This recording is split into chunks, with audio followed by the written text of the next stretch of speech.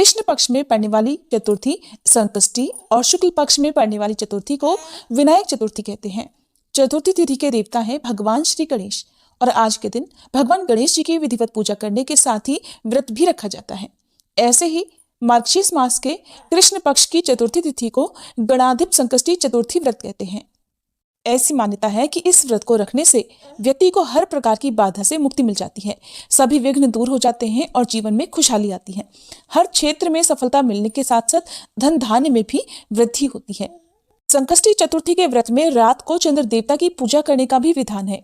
बिना चंद्र देवता की पूजा के ये व्रत पूर्ण नहीं माना जाता है, इसलिए व्रत वाले दिन व्रती को चंद्रमा को अर्घ्य देने के बाद ही व्रत का पालन करना होता है।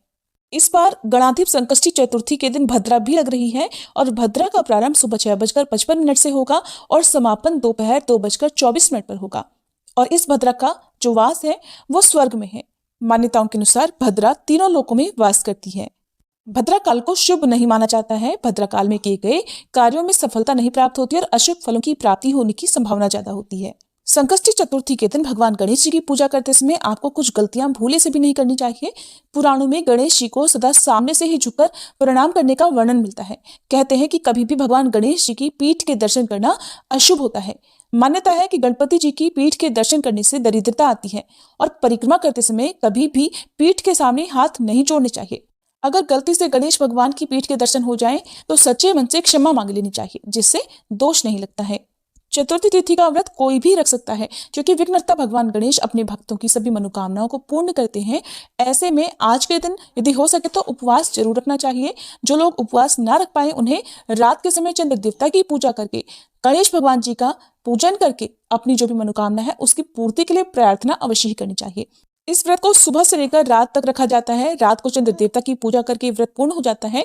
चंद्र देवता को अर्घ्य दिया जाता है और व्रत रखने वाले भक्तों को आज के दिन नमक का त्याग करना चाहिए।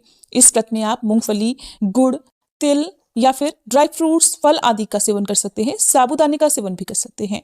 गणेश भगवान को आज के दिन उनका प्रिय भोग जरूर अर्पित करना चाहिए, जैसे कि पान, सुपारी, इलायची, दूर्वा, लड्डू या मोदक। इनमें से जो भी आपकी सामर्थ्य हो सच्चे मन से आप गणपति भगवान को जरूर अर्पित करें।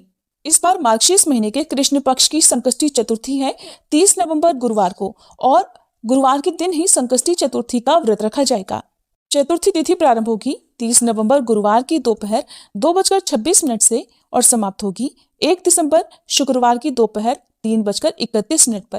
क्योंकि संकष्टी चतुर्थी की जो पूजा है वो रात के समय जरूर की जाती है। चंद्र देवता को अर्घ्य देकर ही ये व्रत पूर्ण होता है, इसलिए नियमों के अनुसार 30 नवंबर को ही व्रत रखा जाएगा, क्योंकि 1 दिसंबर को दोपहर के समय ही तिथि समाप्त हो जाएगी। ऐसे में रात के समय चंद्र देवता की पूजा करने का कोई भी शुभ समय इस दिन नहीं रहेगा, इसलिए आप तिथि को लेकर बिल्कुल भी असमंजस में ना रहें और 30 नवंबर को ही व्रत रखें।